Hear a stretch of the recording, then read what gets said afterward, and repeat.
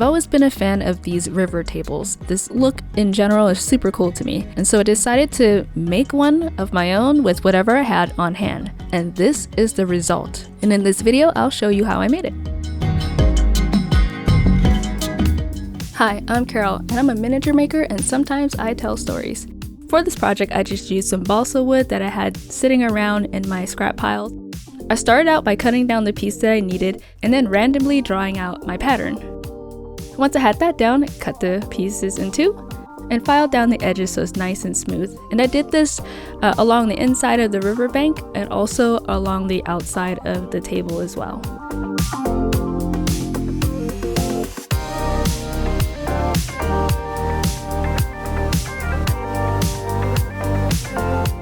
Filing down the edges so that everything is nice and smooth.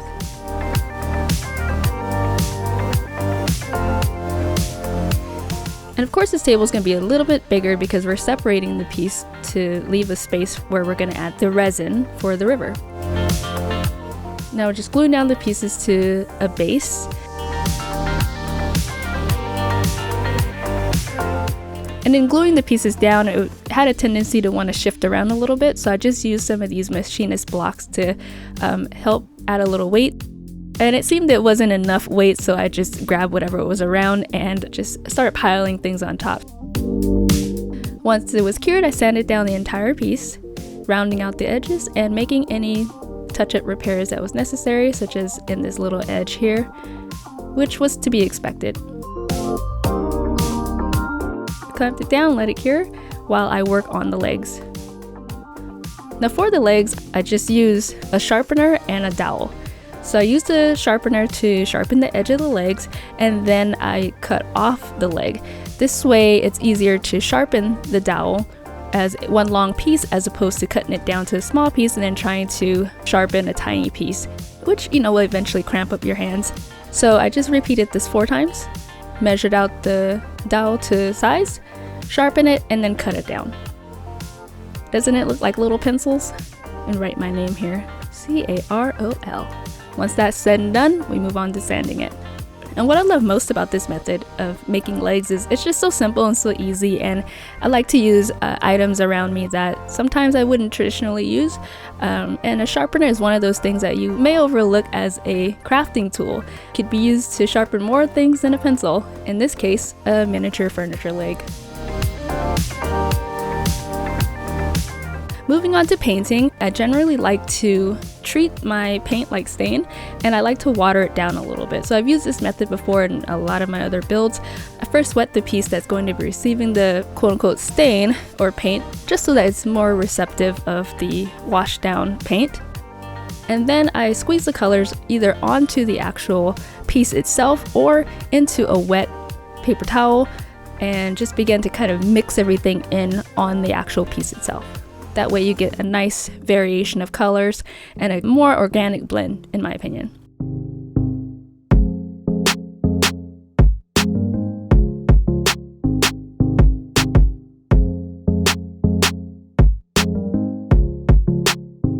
So I'm taping our tabletop onto a silicone mat because working with resin, you want to, use a surface that's easy to clean. So this silicone mat was perfect.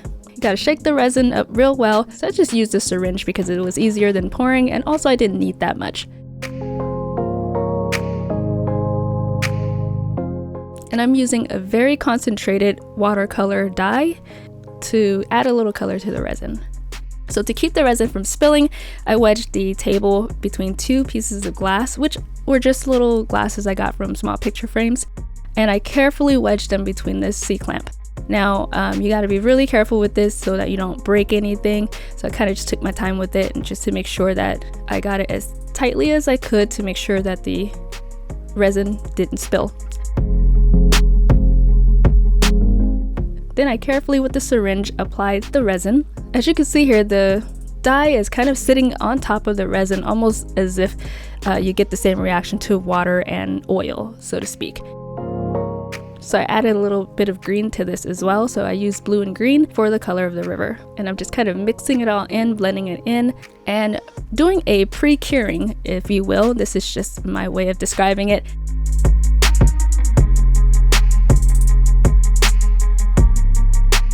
just curing it layer by layer before I put it into my 3D UV resin curer, which you'll see here in a bit.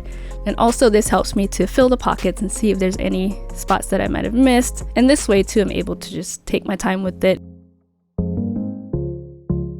So I repeat the process as necessary. And once that was complete, I move on to finish curing it in my 3D printing curing machine. This is what we're gonna do. I'm gonna tape it on the inside of this lid and then just let the UV light just hit it.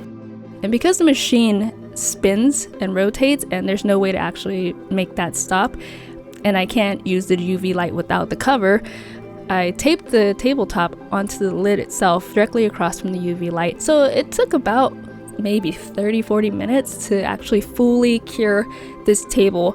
And again, I was just using whatever I had on hand, which at the time was my UV resin. Did have some epoxy, like air drying epoxy, that I could have used, but I just really wanted to experiment more and get more familiar with my UV resin. And this is why I chose to use the UV resin. But as an alternative, air drying epoxy would probably work just fine, as long as you're able to pour it very carefully and get the air bubbles out of it. Even with that being said, the air bubbles, I still have air bubbles in my table, and it actually adds a really nice effect and a more realistic watery look to it. So I actually don't mind the bubbles in this project. And after it finally cured, I cleaned the table with some isopropyl alcohol, and I just wiped it down, sprayed it down, wiped it down a number of times. A lot of this process was just repetition, so it was just a lot of cleaning, a lot of wiping, a lot of curing, a lot of layers, and just repeating the same things over and over. Once I was sure the resin was all cleaned off, I just took a little hand drill to it to sand everything down and make sure the edges were all nice and flush and smoothing it all out. And in the process of sanding everything down, I decided to just go for a distressed look.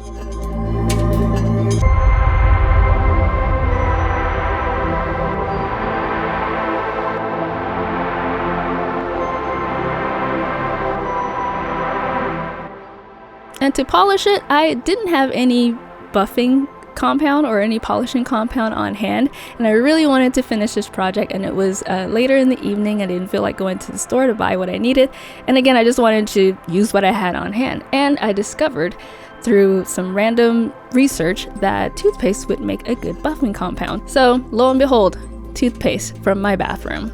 I put a little bit on some tissue, slowly worked it into the piece while also spraying it with water to kind of froth it up a little bit. I took my time and did this section by section and buffed it with my rotary tool, worked my way across the entire table, and I repeated this a second time.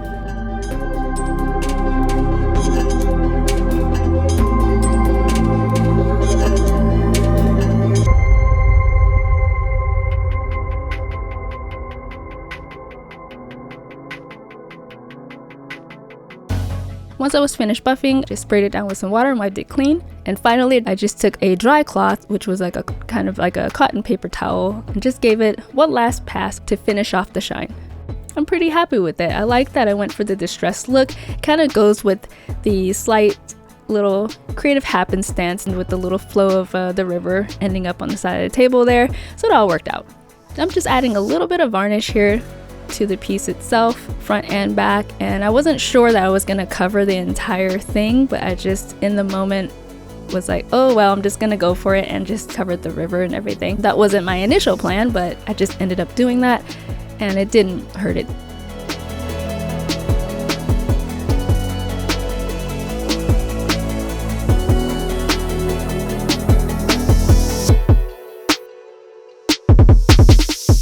To install the legs, I just used some pins that I had lying around that got bent from me trying to attach it to something, and it just didn't quite work out, and it bent it or didn't push all the way through and got damaged. So I just put those aside so I could use it for things like this. So I'm just using some old damaged pins, drill a hole like so, push the pin in with a little bit of glue, add my handy dandy magnet, and snip, boom. No more pins flying off and going missing around here.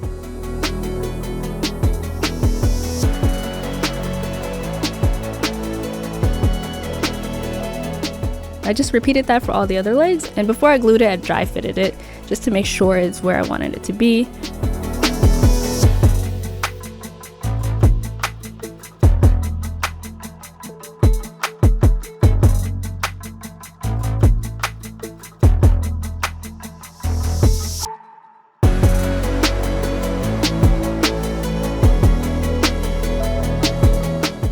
here while the legs cure, I'm just carefully making sure that all the table legs are aligned at all angles.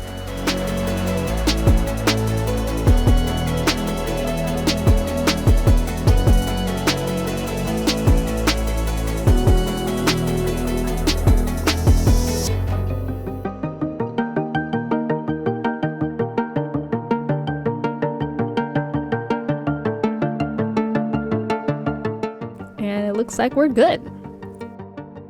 After that was cured, it was time to clean it and do some beauty shots like this.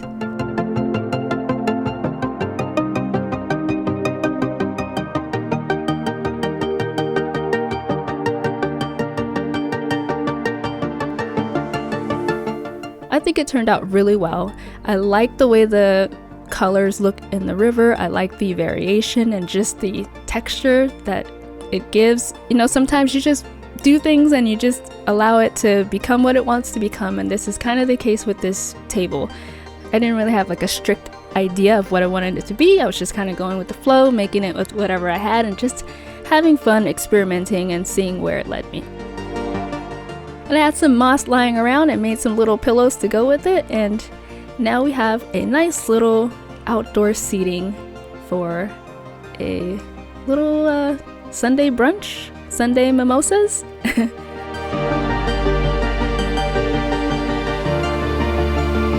If you're still here at the end of this video listening to me rant, thank you so much for watching. I hope you enjoyed this video, and if you found it helpful, please give it a thumbs up, and I truly appreciate your time, and I'll see you in the next video. Happy crafting!